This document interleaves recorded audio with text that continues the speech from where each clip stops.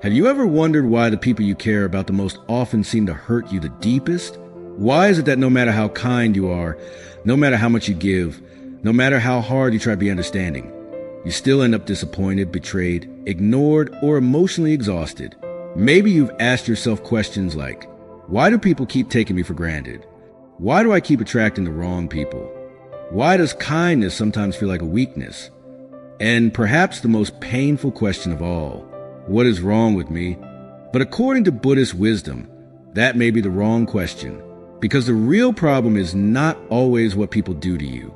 The real problem is often what you unknowingly expect from them. And once you understand this truth, something powerful begins to happen. You stop being controlled by other people's behavior. You stop giving strangers the keys to your happiness. And for the first time, you begin to experience a kind of inner freedom that no one can take away. Today, we are going to explore one of the most life-changing lessons hidden within Buddhist teachings. A lesson that has helped countless people escape emotional suffering, regain mental strength, and find peace in a world filled with disappointment. So listen carefully, because what you are about to hear might completely change the way you see relationships, expectations, and yourself. Let's begin. Buddha taught that suffering rarely comes from reality itself. Instead, suffering comes from our attachment to how we think reality should be. Think about that for a moment. Most emotional pain does not begin when someone hurts us. It begins when they fail to meet the image we created in our minds. We expect loyalty. We expect appreciation. We expect understanding. We expect people to treat us the same way we treat them. And when they don't, we feel wounded.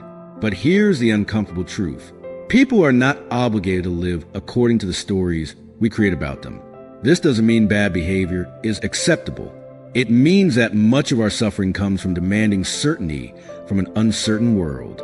Imagine holding a handful of sand. The tighter you squeeze it, the faster it slips through your fingers. Relationships often work the same way. The more desperately we try to control how others think, feel, or behave, the more pain we create for ourselves. Many people spend years trying to change others, trying to convince someone to care more, trying to force respect, trying to earn love, trying to prove their worth. But Buddha's wisdom points in a different direction. Instead of asking, how can I make this person stop hurting me? Ask, why am I giving this person so much power over my peace? That question changes everything, because it shifts your focus from what you cannot control to what you can. And that is where real freedom begins. One of the biggest reasons people get hurt repeatedly is because they confuse attachment with love. At first, this sounds surprising. Most people think attachment and love are the same thing. But Buddhist teachings draw a very important distinction. Love says, I care about your well-being. Attachment says, I need you to behave a certain way for me to feel okay. Love gives freedom. Attachment demands guarantees. Love accepts reality. Attachment fights reality. And when attachment is disguised as love, disappointment becomes inevitable. Have you ever noticed how much pain comes from expectations? Not reality. Expectations. The expectation that someone will always understand you. The expectation that someone will never change. The expectation that someone will always prioritize you. Life doesn't work that way. People change. Circumstances change. Priorities change. And when our happiness depends entirely on things remaining the same, suffering follows. Buddha observed that everything in life is impermanent. Nothing stays exactly as it is forever. Not success, not failure, not relationships, not emotions, not even the version of yourself reading this right now. Yet many people spend their lives resisting this truth. They cling to old versions of people, old memories, old expectations. And when reality moves forward, they suffer because their minds remain attached to the past. Imagine standing in a river. The water is constantly flowing. Now imagine becoming angry because the river refuses to stay still. Sounds absurd, doesn't it? Yet, that is exactly what many of us do in our emotional lives. We demand permanence from a world built on change. And then we wonder why we feel hurt. The wisdom is not in stopping the river. The wisdom is in learning how to flow with it. Another reason people keep getting hurt is because they seek validation from the wrong places. Many people unknowingly build their self-worth on external approval. They feel valuable when praised, worthless when criticized, confident when accepted, broken when rejected. This creates a dangerous cycle because now your emotional state depends on forces outside your control. One compliment can lift you up. One negative comment can destroy your day. One person's opinion becomes more powerful than your own understanding of yourself. Buddha warned against this trap, not because approval is bad, but because anything that controls your peace controls your life. If your confidence comes from others, others can take it away. If your identity depends on someone else's acceptance, you become emotionally dependent on their judgment, and that dependency creates suffering. True inner strength begins when you realize that your worth is not a vote decided by other people. Your worth is not determined by who stays, who leaves, who understands you, or who misunderstands you. Your worth exists before any of those things. And once you truly understand that, something remarkable happens. You stop chasing validation. You stop begging for recognition. You stop shrinking yourself to fit into other people's expectations. You begin standing firmly in your own truth, and that is where emotional resilience starts to grow. But there's another deeper lesson Buddha revealed, one that explains why some wounds stay with us for years. And once you understand it, you may never look at emotional pain the same way again. But there's another deeper lesson Buddha revealed, one that explains why some wounds stay with us for years. And once you understand it, you may never look at emotional pain the same way again. The reason many people continue to suffer long after the event has passed is because they are not reliving the event. They are reliving the story. Think about that carefully. A painful conversation may have lasted 5 minutes. A betrayal may have happened once. A rejection may have lasted a single day. Yet some people carry the pain for months, years, or even decades. Why? Because the mind keeps replaying it. Again and again, the memory becomes a movie. The movie becomes an identity. And eventually, the person stops saying, "Something painful happened to me," and starts saying, "I am a person who was hurt." This shift is subtle but powerful. According to Buddhist wisdom, suffering grows when we become attached to our mental narratives. The mind creates stories. Stories about what should have happened. Stories about what someone else should have done. Stories about why life has been unfair.